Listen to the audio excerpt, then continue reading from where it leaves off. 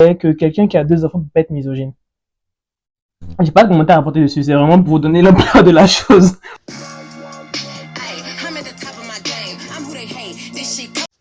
Petit disclaimer, la vidéo sera très longue, très longue, environ 30 minutes. Donc franchement, prenez un thé, des pop-corn, faites-la tourner pendant que vous cuisinez, je sais pas, mais en tout cas, n'hésitez pas à vous occuper parce qu'elle sera longue. Deuxième chose, mon micro ne cesse de faire des phases tout au long de la vidéo. Donc je m'en excuse, vraiment. Sur ce, bon visionnage, bisous, hein. Bonjour à tous, moi c'est Lorna Kaku et bienvenue sur ma chaîne. On se retrouve aujourd'hui pour une toute nouvelle vidéo. Ma première vidéo substantielle parce que la première était une vidéo de présentation, mais aujourd'hui on va réellement parler de quelque chose. On va parler de quelque chose qui me touche, qui est important pour moi. On va parler d'un sujet dont j'ai toujours voulu parler de manière ouverte. Et récemment, il y a un fait divers qui m'a ramené à ça, donc je me suis dit autant battre le fer tant qu'il est chaud.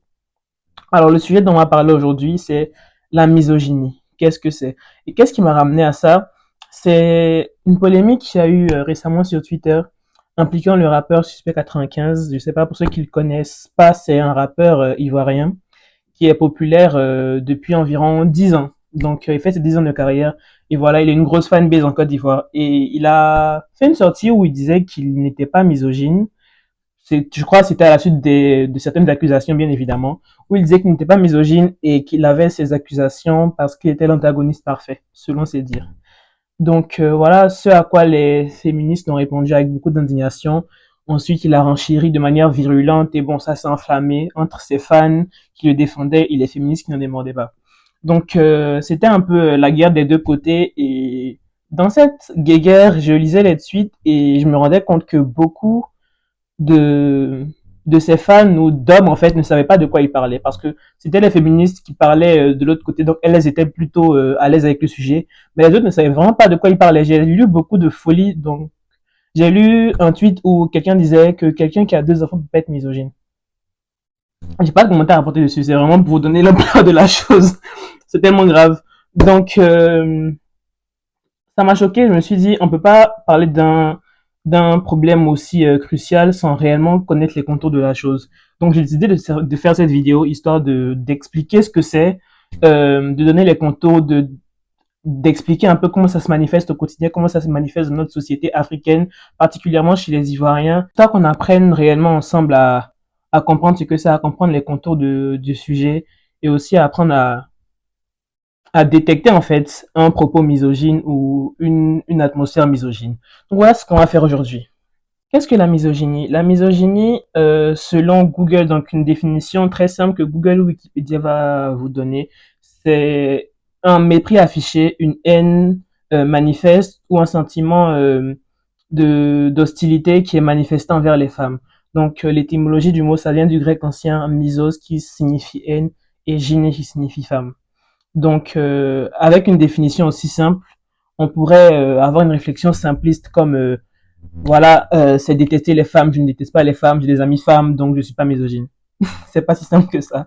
Et c'est là qu'on va en venir, et je pense que c'est ce qui crée la confusion, c'est qu'il y a, euh, c'est qu'il y a ce préjugé, cette mauvaise conception de la misogynie qui est quelque chose de très ostentatoire, très violent, très brut, alors que la plupart du temps, ce n'est pas ça. C'est beaucoup plus subtil, c'est beaucoup plus vicieux, donc c'est de ça qu'on va parler aujourd'hui. On va parler de comment ça se manifeste et on va parler des différents types de manifestations. Premièrement, on a l'objectification. Qu'est-ce que l'objectification? euh, L'objectification de la femme est très souvent liée à de la sexualisation, c'est-à-dire qu'on va appréhender la femme à travers son corps, on va l'appréhender à travers ses attributs sexuels, donc on va la réduire uniquement au fait que ce soit une femme qui est capable d'avoir des interactions sexuelles, donc on va l'appréhender uniquement par rapport à son corps, à ses attributs physiques. Donc, elle va être transformée en objet de désir, en objet sexuel, en objet de domination.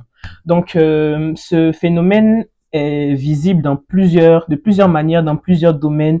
On a par exemple les campagnes publicitaires. Vous avez déjà remarqué que souvent dans les publicités, même pour vendre un truc qui a pas grand-chose avec le corps de la femme, on va souvent la mettre dans des positions subjectives. Par exemple, on veut vendre une voiture, un burger ou un produit de ménage. On va mettre une femme toute habillée, toute bien habillée, toute sexy, dans des positions subjectives, en train de mettre en avant ses attributs physiques. Ça, c'est uniquement parce que le corps de la femme est perçu comme comme un produit marketable, un produit qui pourrait attirer, un objet de désir. Donc, c'est quelque chose qui est utilisé, qui est instrumentalisé par l'industrie, par plusieurs industries en fait, pour pouvoir vendre, pour pouvoir attirer l'œil, pour pouvoir attirer le revenu.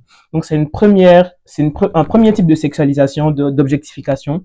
Deuxièmement, on a le fait que très souvent dans l'industrie de la musique, on va avoir des femmes qui sont poussées, des artistes féminines qui sont poussées à adopter une attitude ou un comportement très provocateur, très sexy, dans le but d'être médiatisée pour attirer l'attention. Donc, une femme, lorsqu'elle est elle-même, lorsqu'elle est normale, c'est-à-dire que elle ne met pas en avant son physique en premier, elle n'est pas digne d'attention parce qu'on ne la voit pas comme une personne à part entière. Donc, il va falloir qu'elle attire l'attention et la seule manière qu'une femme a d'attirer l'attention dans le mental, en fait, dans l'état d'esprit d'un misogyne ou d'une société misogyne, c'est en mettant son corps en avant. Parlant d'industrie musicale, on va avoir de l'autre côté les artistes masculins qui vont profiter aussi de cette hypersexualisation des femmes dans l'industrie pour non seulement les mettre en avant dans leur visuel de manière très subjective, donc elles vont servir d'objets décoratifs, d'objets sexuels, d'objets de domination dans les visuels, mais aussi même dans les paroles. Elles seront très souvent décrites, mentionnées dans des positions dégradantes, dans des positions sexuelles avec beaucoup de mépris, beaucoup de subjectivité.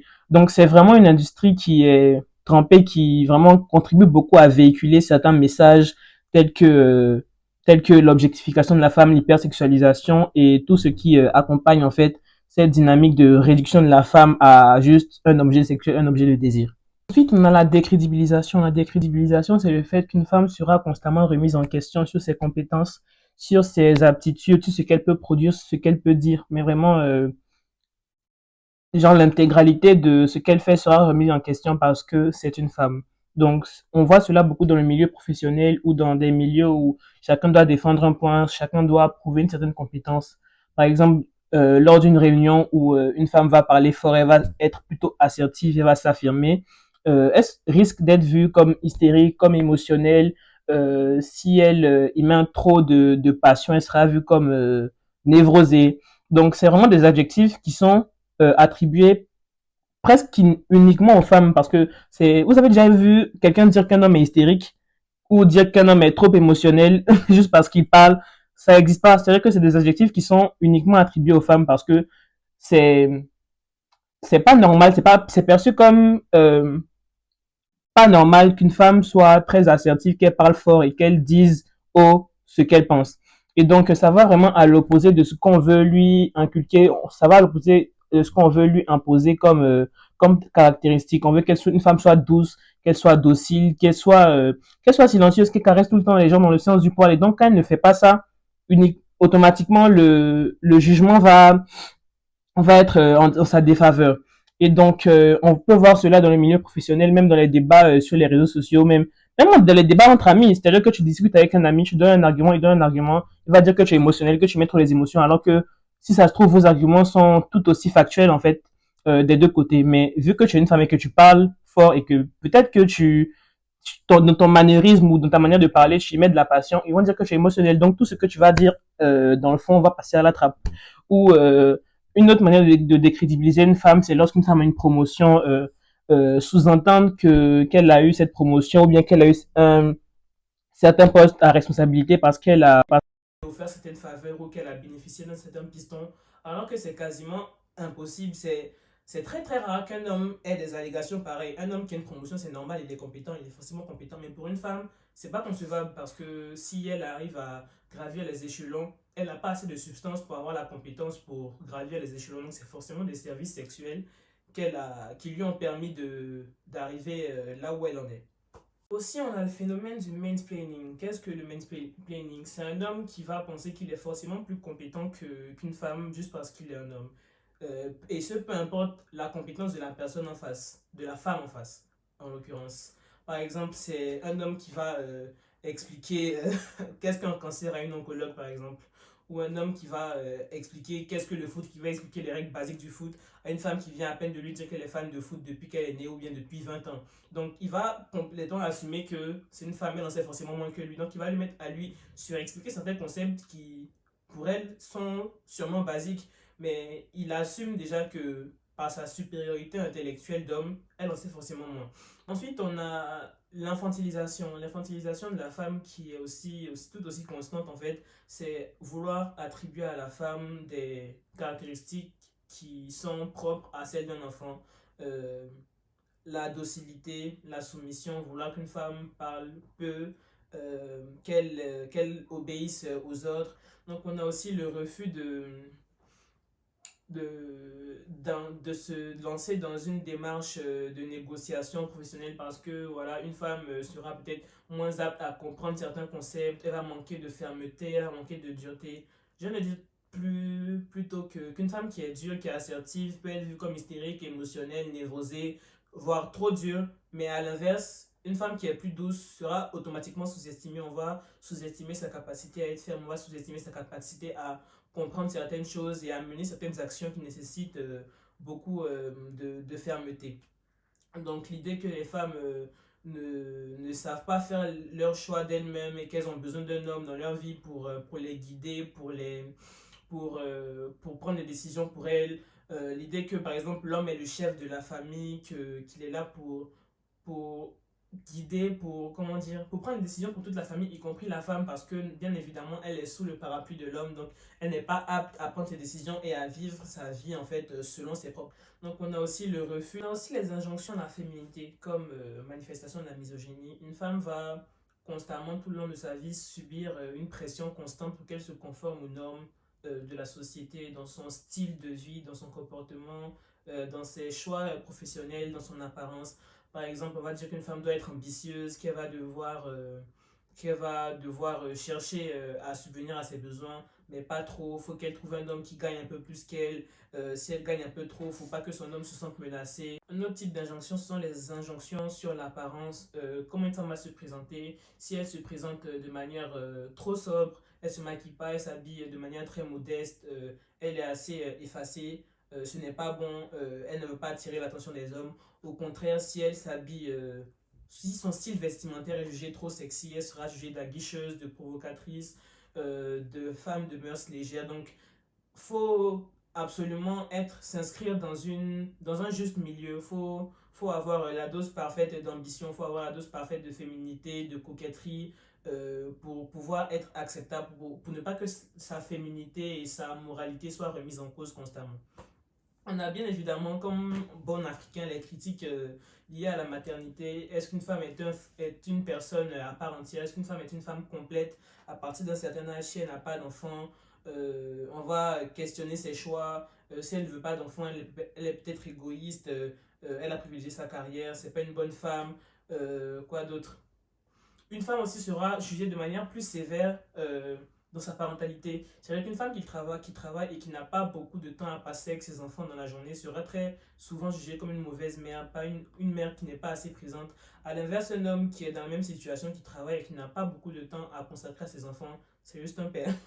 C'est juste un père. Un père, il est supposé chercher l'argent, il est supposé aller au travail. Il n'a pas toujours le temps de rester à la maison, de jouer avec les enfants, de s'occuper des enfants. Donc c'est normal. Mais pour une femme, c'est un peu plus mal vu. Donc on voit qu'il y a un double standard, il y a vraiment un double standard, mais en plus il y a des injonctions qui sont encore plus sévères quand il s'agit des femmes concernant leur style de vie. Ensuite, on a l'assignation des rôles de genre, c'est-à-dire qu'on va attribuer la plupart du temps des tâches domestiques aux femmes. Ce sont des tâches qui incombent exclusivement aux femmes et où les hommes n'ont pas grand-chose à faire en fait. C'est-à-dire que par exemple, le fameux, la place de la femme, c'est à la cuisine. La place de la femme, c'est à la cuisine. C'est très populaire, donc peu importe ton diplôme, peu importe tes occupations, tu es supposé trouver le temps, tu es supposé pouvoir t'occuper de ta maison, de ta famille. Donc on a une répartition très inégale des tâches domestiques, même dans un environnement où les deux parents travaillent, les deux parents ont des responsabilités professionnelles. Mais cette tâche-là, en plus du fait de devoir contribuer aux finances de la famille, va incomber à la femme.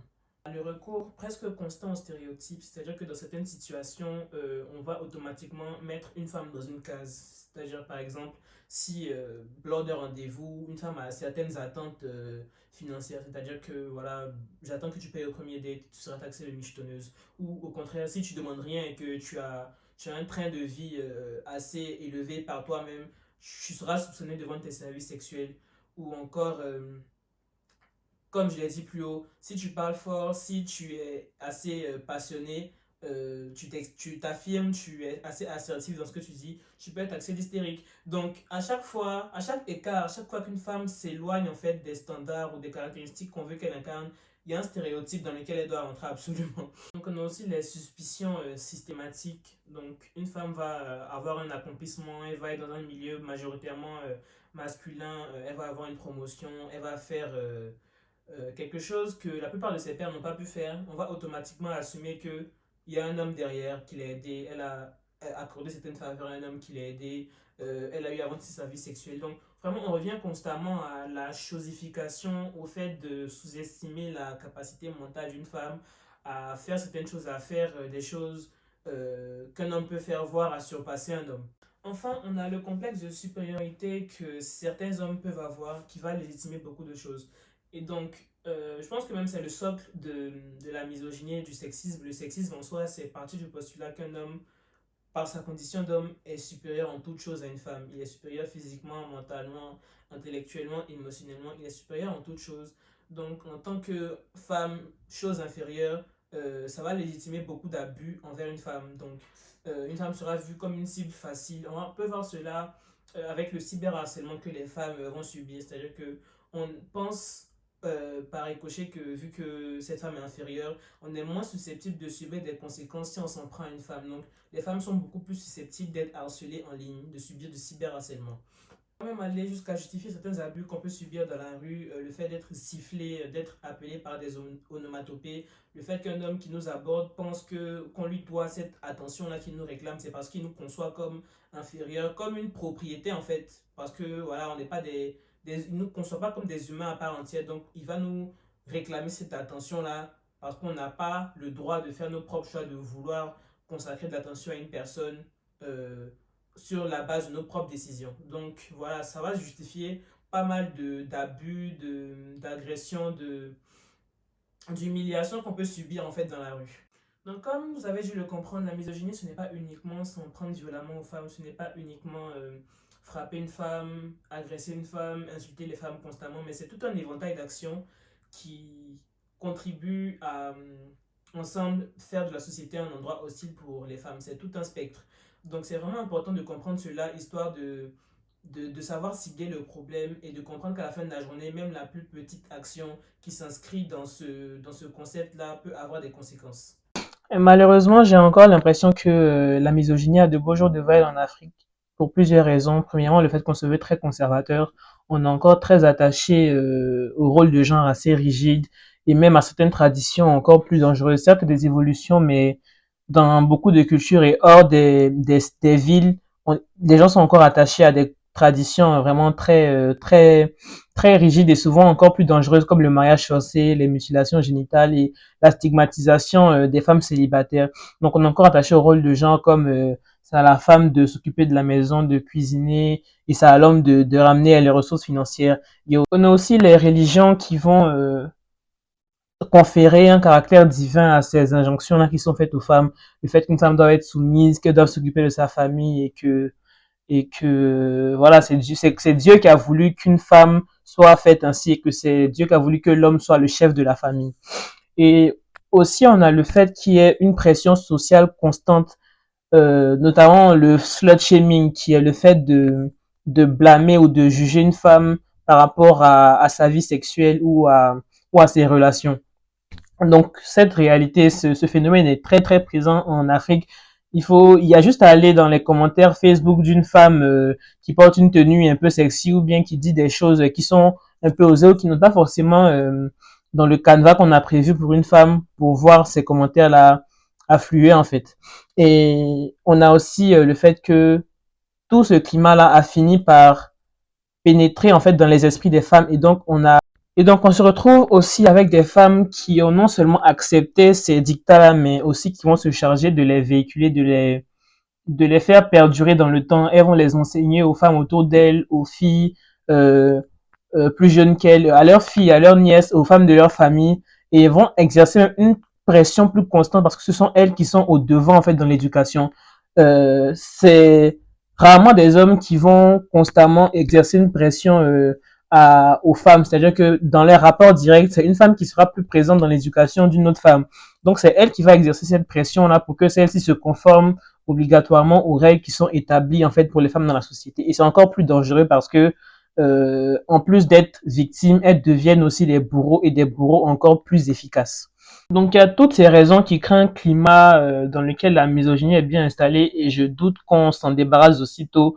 Mais c'est pour ça que le féminisme est installé. C'est pour ça que les féministes sont présentes en Côte d'Ivoire, en Afrique, pour vraiment aider à s'éloigner en fait de ces idéaux-là.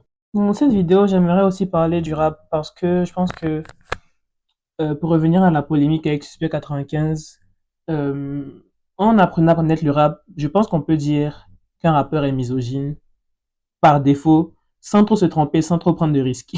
Parce que le rap est né dans un contexte où les inégalités sociales, la drogue, euh, le racisme, la ségrégation et la pauvreté minaient vraiment la société afro-américaine. Donc beaucoup de violence, beaucoup de frustration. Et dans un contexte pareil, la masculinité va s'exprimer différemment. Elle va s'exprimer par une hyper-virilité, par une certaine violence, par le fait de dominer l'autre, par le fait de dominer d'autres hommes, mais aussi par le fait de dominer la femme. Donc la femme dans un contexte aussi tumultueux va être réduite pardon à un objet de domination, un objet sexuel, un objet accessoire. Donc si vous avez remarqué, la plupart des rappeurs vont avoir des propos très violents, très dévalorisants envers les femmes. C'est vraiment devenu un code dans le rap. La misogynie, c'est vraiment un code dans le rap. Il y a une raison pour laquelle les rappeurs s'expriment peu sur ce sujet ou, à l'inverse, l'utilisent font preuve de sarcasme en fait dans leurs chansons ou lancent des petites piques comme ça aux féministes dans leurs chansons, mais ils s'expriment jamais réellement dessus. J'avais jamais vu un rappeur nier en soi d'être misogyne, parce que tout rappeur éduqué sur ce qu'il fait, c'est que dans le fond il y a un gros passif en fait de misogynie. La misogynie est un code en fait dans le rap. Donc on y retrouve encore beaucoup de sexualisation, beaucoup d'objectification, beaucoup de mépris pour les femmes. Et voilà, malheureusement, heureusement, c'est un type de musique qui est aujourd'hui très populaire en Afrique et voilà, qui s'est exporté dans tous les continents du monde. Et même si il n'est pas apparu dans ces continents-là dans le même contexte dans lequel il a apparu aux États-Unis, les codes se sont importés aussi. Donc, un rappeur français du 16e va aussi exprimer en fait cette hyper virilité, cette misogynie et ce mépris en fait envers les femmes et envers ses adversaires. Et je pense que malheureusement, ces actions, ces chansons, ces paroles qui sont véhiculées sur les réseaux, par la musique, par les médias, ont leurs conséquences. Je ne sais pas si vous avez remarqué, mais la conséquence principale pour moi, c'est le fait que on se retrouve avec une génération d'hommes qui est quasiment incapable de ressentir de la compassion pour les femmes, peu importe les situations. C'est-à-dire que ils ont tellement été nourris aux stéréotypes de la michto, de la prostituée, de la femme hystérique, de la femme pas raisonnable, de l'arriviste qui n'a que pour désir de se faire les poches d'un homme, qu'aujourd'hui, on se retrouve avec une génération d'hommes qui, qui sont capables d'avoir de l'empathie, qui ne voient pas en une femme une personne à part entière, une personne en fait qui a de la valeur juste par sa vie humaine, juste par sa condition humaine. Et cette réalité-là m'a choqué et m'a sauté aux yeux lors d'une période assez compliquée récemment. Donc, on a eu le décès assez tragique d'une jeune fille ivoirienne qui s'appelait Emanuela, donc qui était sauvagement assassinée dans des conditions assez mystérieuses. Et donc, quand la nouvelle est arrivée sur les réseaux, il y a eu des réactions d'hommes, mais vraiment glaçantes. Des réactions qui me donnaient la chair de poule parce que j'ai été choqué du manque de compassion et de la quantité de jugement en fait qu'une femme pouvait avoir même dans sa tombe en fait. Donc on avait des propos comme elle voulait de l'argent, elle voulait un iPhone. Vous vous rappelez des mauvaises blagues, des blagues de mauvais goût dont je parlais, c'est-à-dire que les blagues à chaque fois qu'un nouvel iPhone sort, ces blagues-là se retrouvent en fait même dans un contexte aussi tragique. Donc oui, elle voulait un iPhone, elle gérait Busy, encore des accusations de prostitution. Mais moi, j'aimerais dire que, admettons que tout ça là soit vrai, admettons que ce soit vrai, est-ce que ça enlève quelque chose à la valeur de la vie d'une personne? Est-ce que une prostituée, une géreuse de busy ou bien une fille de mœurs légères mérite plus de mourir dans des conditions tragiques, mérite d'être sauvagement assassinée juste parce que elle n'obéit pas aux idéaux qu'on impose aux femmes dans notre société. J'ai même pas envie même d'émettre un jugement même de valeur morale sur ce qu'elle fait, sur ce qu'elle aurait supposément fait. Mais je pense que ça dépeint tellement parfaitement en fait la psychologie en fait des hommes de nos jours et de ce que c'est cette affluence de messages méprisants, de cette affluence de messages misogynes peut créer en fait dans un esprit et l'atmosphère que ça peut créer sur les réseaux. Et la justification qui est souvent donnée par ces gens, par leurs fans, par les gens qui véhiculent des messages misogynes dangereux, c'est qu'ils dénoncent une société actuelle, c'est qu'ils dénoncent quelque chose de factuel. Mais moi, j'aimerais dire que quand on dénonce, il faut le faire de manière rigoureuse. Il ne faut pas pointer une conséquence comme étant le problème. Sinon, on crée l'effet inverse. Donc, si tu veux dénoncer le fait que les femmes soient vénales, les femmes d'habitude soient vénales, que qu'elles soient moins enthousiastes à l'idée de travailler ou qu'elles font reposer la charge financière sur l'homme. Il faut dénoncer même la structure même sociale qui les a poussées à être comme ça en fait. On ne peut pas pointer une conséquence comme étant le problème. C'est-à-dire que aujourd'hui on est dans un pays où, là je parle de la Côte d'Ivoire, où le taux d'analphabétisme est d'environ 47%. Les deux tiers de ces personnes ce sont des femmes. Je pense que c'est important de mentionner ce genre d'informations. Le marché de l'emploi à Abidjan est très peu dynamique. Comme je l'ai dit, on vit dans une société qui est très patriarcale, où la misogynie est encore vraiment ancrée et où même les femmes ont adopté ces idéaux-là. Donc il y a tellement de raisons pour lesquelles les choses peuvent se présenter ainsi. Les cas de harcèlement sexuel en Côte d'Ivoire sont légion. Ça commence déjà très tôt, même au primaire. C'est-à-dire que des petites filles de CM1, CM2 qui sont harcelées par leurs professeurs, par leurs instituteurs, les petites même qui sont engrossées par leurs instituteurs, ça continue au collège, au lycée, jusqu'au milieu professionnel. C'est-à-dire qu'on fait comprendre aux femmes déjà très tôt que le sexe et leurs attributs physiques peuvent servir de monnaie d'échange pour arriver à leur fin. Donc, dans un contexte où déjà le seuil de pauvreté est déjà assez élevé. Le marché de l'emploi n'est pas dynamique. Les hommes sont privilégiés dans le milieu professionnel et où l'accès à l'éducation n'est pas forcément poussé pour les femmes en milieu rural. Qu'est-ce que ça crée en fait? Qu'est-ce que ça crée? Donc, le problème est beaucoup plus vaste que ça. Le problème n'est pas juste les femmes n'ont pas envie de travailler, les femmes sont paresseuses, elles veulent que l'argent des hommes. Non, c'est beaucoup plus profond que ça. Donc, j'aimerais inviter vraiment les personnalités publiques, les chanteurs, les rappeurs, à vraiment maîtriser leurs interventions, maîtriser ce qu'ils véhiculent comme message quand il s'agit des femmes et des idées en fait qu'on inculque aux hommes dans un contexte pareil. Et pour moi, c'est aussi pour ces raisons que le féminisme existe et doit continuer d'exister en Afrique. Parce que certes, il faut s'attaquer à des problèmes culturels ou institutionnels comme l'excision ou le manque d'accès à l'éducation pour les jeunes filles en milieu rural, mais aussi des problèmes plus systémiques comme la décrédibilisation des femmes, le harcèlement sexuel, euh, le fait que qu'une femme soit constamment remise en question ou encore l'objectification et l'hypersexualisation de la femme. Et donc pour moi, il n'y a pas de féminisme inutile. Toute personne qui croit profondément aux valeurs d'égalité homme-femme, qui croit vraiment au fait que l'égalité homme-femme soit possible pour nous en Afrique et qui désire vraiment voir cela s'établir, finira forcément par changer quelque chose dans son environnement, finira forcément par enseigner quelqu'un autour d'elle. Donc, il n'y a pas de féminisme inutile, même si ton féminisme, c'est juste parler sur Twitter. Et même le fait de parler, ça permet de comprendre, en fait. Ça permet de mieux démocratiser, en fait, certains concepts. Ça permet de mieux comprendre les contours et d'éduquer, en fait, les autres. C'est comme ça qu'on fait reculer le patriarcat, la misogynie. C'est comme ça qu'on fait reculer ces concepts-là. C'est comme ça qu'on améliore la condition de la femme dans la société en faisant comprendre tout ce qui peut être néfaste en fait pour la condition de la femme dans la société. Donc ne laissez jamais personne vous dire que oui, vous êtes une féministe inutile parce que votre féministe se limite à parler sur les réseaux, à dénoncer. Non, même ça c'est super important. Et il faut surtout ça en fait.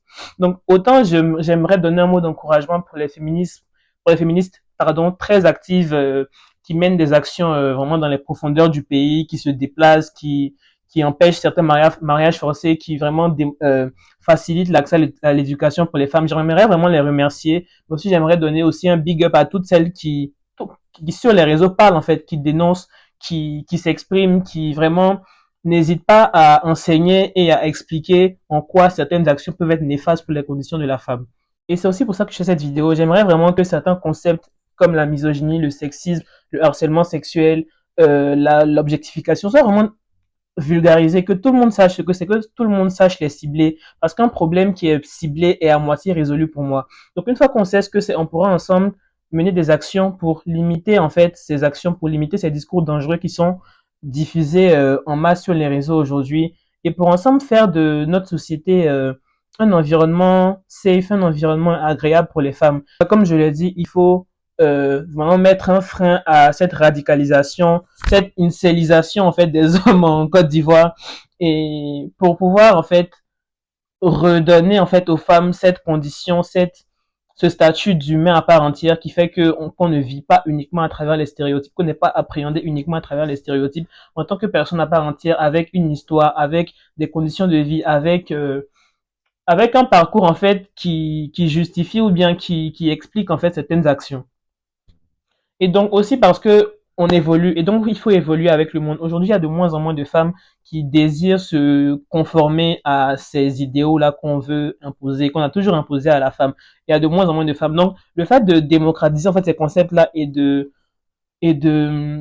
combattre ensemble la misogynie, c'est aussi une question de sécurité et de bien-être pour ces femmes-là en fait, parce que je ne vais pas constamment être combattu pour un style de vie que j'ai choisi parce que je vis dans une société qui n'a pas accepté cela. Donc c'est aussi une question de sécurité, de bien-être pour ces femmes-là, que ces concepts-là soient connus et soient combattus pour que voilà, elles puissent aussi vivre en paix et en cohésion en fait avec leur environnement.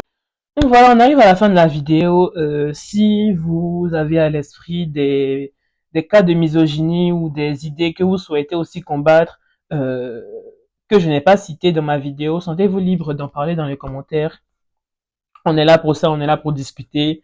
Et aussi, je suis très content d'avoir pu tourner cette vidéo parce que comme je l'ai dit au début, c'est un sujet qui me tient vraiment à cœur. Et je suis content de l'avoir fait particulièrement comme première vidéo en fait de ma chaîne parce que je pense que ça annonce les couleurs en fait, ça décrit bien, ça en dit long sur mon état d'esprit. Donc voilà, on m'a déjà écrit 2 fois cette semaine pour me menacer en me disant oui, elle est où la première vidéo, elle est où la première vidéo, elle est là. Enfin, j'espère que vous allez l'apprécier, j'espère qu'elle sera, comment dire, bénéfique, que voilà, même si c'est 2 ou 3 personnes qui vont apprendre quelque chose de moi, j'en serai très contente. Et c'est pour ça que j'ai fait cette chaîne, c'est pour ça que j'ai même pris la peine de faire cette vidéo. Donc voilà, merci à tous, merci de m'avoir écouté. Euh, Au plaisir de vous retrouver une prochaine fois. Voilà, bisous.